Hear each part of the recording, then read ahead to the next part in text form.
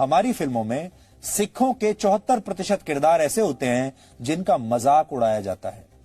भ्रष्ट राजनेताओं के 58% किरदार ऐसे होते हैं जिनके सरनेम ये बताते हैं कि वो हिंदू ब्राह्मण हैं या ऊंची जाति के हैं।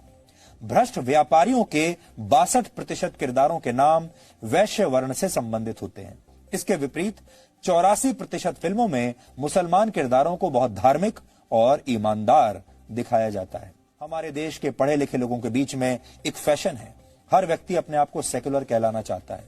पिछले 70 वर्षों के दौरान फिल्मों और विज्ञापनों में अल्पसंख्यकों को एक विशेष छवि के साथ पेश किया गया। खासकर हिंदी फिल्मों में इस छवि को बनाए रखने की पूरी कोशिश की जाती है। फिल्मों में अगर खलनायक हिंदू होता है तो उसके साथ उसके धार्मिक चिन्हों का प्रयोग जरूर किया जाता है। अब आप याद करके देखिए, दोबारा से अपनी याददाश्त पर जोर डालिए। जैसे माथे पर टीका लगा देना या गले में एक मोटी सी माला डाल देना। जबकि अल्पसंख्यक किरदार को एक मजबूत शख्सियत के तौर पर दिखाया जाता है, एक ऐसा शख्स जो अपने इरादों का पक्का होता है, जिसका डील डॉल बहुत मजबूत होता है, इतना मजबूत कि नायक के लिए भी उसे पीटना या मारना आसान नहीं होता। फिल्मों में ऐसे किरदारों को उसूलों और वचन का पक्का दिखाया जाता है, जुबान का पक्का दिखाया जाता है। ये सारी बातें हमें तथ्यों के आधार पर आज हम कर रहे हैं आपके साथ। फिल्मों में कैसे एक खास समुदाय की छवि को चमकाया जाता है और दूसरे समुदाय की छवि को धूमिल किया जाता है, इसे आप कुछ तथ्यों और आंकड़ों की मदद से आज समझिए। ये जो तिलक है माथे पर, ये कहां से आ जाता है? इसके पीछे बहुत सोच होती है। Indian institute of management IIM Rohtak के डायरेक्टर प्रोफेसर धीरज शर्मा ने वर्ष 1950 से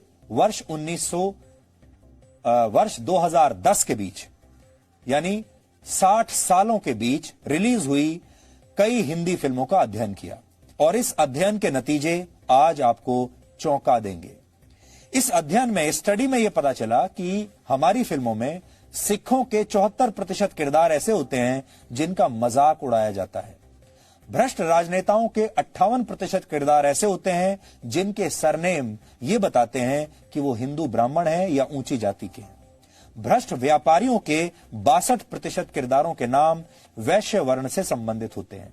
इसके विपरीत 84% फिल्मों में मुसलमान किरदारों को बहुत धार्मिक और ईमानदार दिखाया जाता है। किसी को भी इस बात पर आपत्ति नहीं है कि फिल्मों में मुस्लिम किरदारों को ईमानदार और धार्मिक क्यों दिखाया जाता है। हम ये नहीं कह रहे, वो ईमानदार होते भी हैं, धार्मिक भी होते हैं, सब बातें सही हैं।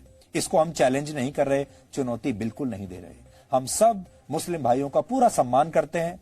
हमारा जो कहना है वो ये है कि जो अधिकार उन्हें इस देश में मिल रहे हैं, वही अधिकार उनके हिंदू भाइयों को भी मिल जाए, बस इतना चाहते हैं। लेकिन फिल्मों के जरिए बहुसंख्यक आबादी को निशाना बनाए जाने पर सवाल जरूर उठने चाहिए। कई मशहूर फिल्मों और वेब सीरीज में नकारात्मक किरदारों को हिंदू नाम के साथ दिखाया जाता है। लोगों के साथ बुरा करने वाले ये किरदार हिंदू हैं। इसे साबित करने के लिए कैसे साबित किया जाता है? इनके माथे पर टीका लगा दिया जाता है। ऐसी ही कुछ किरदारों की तस्वीरें इस समय आपकी टीवी स्क्रीन पर हैं। आपने इन फिल्मों को देखा होगा, आनंद लिया होगा, लेकिन इस नजरिए से कभी आपने सोचा नहीं होगा। इसके विपरीत फिल्मों में दिखाए जाने वाले मुस्लिम किरदार भले ही डॉन हो, गुंडे हो, हत्यारे हो, तस्कर हो, उनकी छवि को किसी मसीहा या रॉबिन हुड की तरह पेश किया जाता है। फिल्मों में आकर एक मुसलमान शराब तस्कर एक चालाक व्यापारी में बदल दिया जाता है। सबसे बड़ा उदाहरण है दाऊद इब्राहिम। दाऊद इब्राहिम जैसे अंडरवर्ल्ड डॉन की बहन रॉबिन हुड यानी गरीबों की मसीहा बन जाती है। दाऊद इब्राहिम को भी एक डॉन की तरह दिखाया जाता है, पूरे ग्लैमर के साथ दिखाया जाता है। एक गुंडा लोगों की मदद करने वाले व्यक्ति में अचानक से बदल जाता है। आपको ऐसे एक नहीं अनेक उदाहरण अगर आप चाहें तो मिल जाएंगे हमारी फिल्मों में। फिल्मों में हिंदू धर्म का मजाक बहुत आसानी से उड़ा दिया जाता है, लेकिन क्रिएटिव फ्रीडम के नाम पर किसी और धर्म के साथ ऐसा करने की हिम्मत किसी प्रोड्यूसर, डायरेक्टर या एक्टर में नहीं होती। 1970 में आई मशहूर हिंदी फिल्म दीवार का आपको याद होगा एक मशहूर किरदार था विजय, जिसे अमिताभ बच्चन ने निभाया था उस समय, विजय का किरदार। वो भगवान के मंदिर जाकर भगवान पर सवाल उठाता है, लेकिन किसी को इसमें कोई आपत्ति नहीं हुई और ये फिल्म सुपर हिट हुई थी और इसे देखने वालों में भी बड़ी संख्या में हिंदू लोग थे। फिल्मों में फूहड़ किस्म के किरदारों के नाम अक्सर राम रख दिए जाते हैं, आपत्तिजनक डायलॉग लिखे जाते हैं, लेकिन इस पर कोई कुछ नहीं बोलता। वर्ष 2013 में एक मशहूर फिल्म आई थी जिसका नाम था गोलियों की रासलीला रामलीला। इस फिल्म में रणवीर सिंह राम के किरदार में थे, दीपिका पादुकोण के किरदार का नाम था लीला। इस फिल्म में एक डायलॉग आता है जो इस प्रकार है, राम रंग रलियां मना रहा होगा हनुमान गली में। इस फिल्म में भगवान श्री कृष्ण और हनुमान का भेष धारण किए हुए कुछ लोगों को फूहड़ किस्म का डांस करते हुए दिखाया गया और सीन के बैकड्रॉप में भगवान राम का एक पोस्टर लगा हुआ था।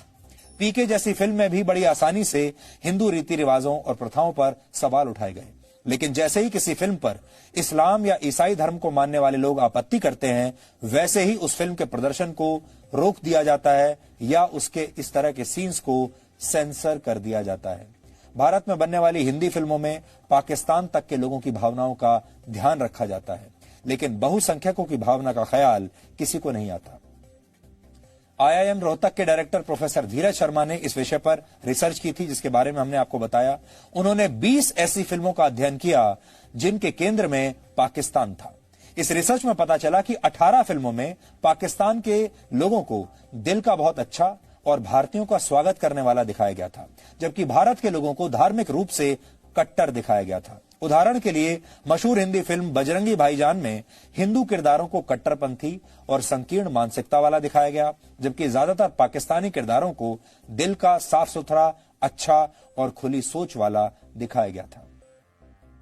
पाकिस्तान में हिंदी फिल्में देखने वालों की संख्या 18 करोड़ है, जबकि भारत में जिन बहुसंख्यक हिंदुओं के दम पर फिल्मों को हिट कराया जाता है उनकी संख्या करीब 100 करोड़ है। फिर भी भारत की फिल्मों में पाकिस्तानियों को तो सम्मान मिल जाता है, लेकिन बहुसंख्यक हमारे ही देश के अपना मजाक अपने ही देश की फिल्मों में उड़वाते रहते हैं। लेकिन अगर आप दक्षिण भारतीय फिल्मों को ध्यान से देखेंगे तो वहां की ज्यादातर फिल्मों में ऐसा नहीं होता। दक्षिण भारत की फिल्मों में मंदिर भी दिखाए जाते हैं और नायक को गर्व के साथ हिंदू के रूप में दिखाया जाता है। इसका सबसे बड़ा उदाहरण मशहूर फिल्म बाहुबली है, जिसका मुख्य नायक न सिर्फ हिंदू है बल्कि भगवान शिव का एक बहुत बड़ा भक्त भी है। यह अजीब विरोधाभास है कि फिल्मों में बहुसंख्यकों का अपमान होता है, अल्पसंख्यकों को सम्मान मिलता है। लेकिन एक जमाना था जब मुस्लिम अभिनेता जब हिंदी फिल्मों में आते थे तो वो अपना नाम बदल लेते थे, या ये सोच लीजिए कि उन्हें अपना नाम बदलना पड़ता था। हालांकि हम इस प्रथा का भी उतना ही विरोध करते हैं। उन्हें अपना नाम बदलने की क्या आवश्यकता है? उन्हें अपना नाम बिल्कुल नहीं बदलना चाहिए था। लेकिन जब मैं आपको उदाहरण दूंगा तो आप चौंक जाएंगे। उदाहरण के लिए मोहम्मद यूसुफ खान दिलीप कुमार बन गए, मशहूर एक्टर दिलीप कुमार। मुमताज जहान दहलवी मधुबाला बन गई, मशहूर अदाकारा मधुबाला। मेजबीन बानो मीना कुमारी बन गई और हामिद अली खान अजीत बन गए। आज हमारा सवाल है, क्यों? अपने असली नाम से इन लोगों ने अपने किरदार क्यों नहीं निभाए? असली नाम से फिल्मों में काम क्यों नहीं किया? हो सकता है उस समय इन्हें यह लगता होगा कि ये भारत में आ गए पाकिस्तान छोड़कर, भारत में हिंदुओं की संख्या ज्यादा है और हिंदू इनके धर्म के कारण, इनके नाम के कारण शायद इन्हें स्वीकार नहीं करेंगे और इसलिए इन्होंने अपना नाम बदलकर हिंदू नाम रख लिए। लेकिन इनसे आप ये समझ गए होंगे कि फिल्मों और विज्ञापनों के लिए हिंदू सिर्फ एक उपभोक्ता है, कस्टमर है। ऐसा उपभोक्ता जिसकी भावनाओं को ठेस पहुंचाने में कोई एक पल की भी देर नहीं लगाता।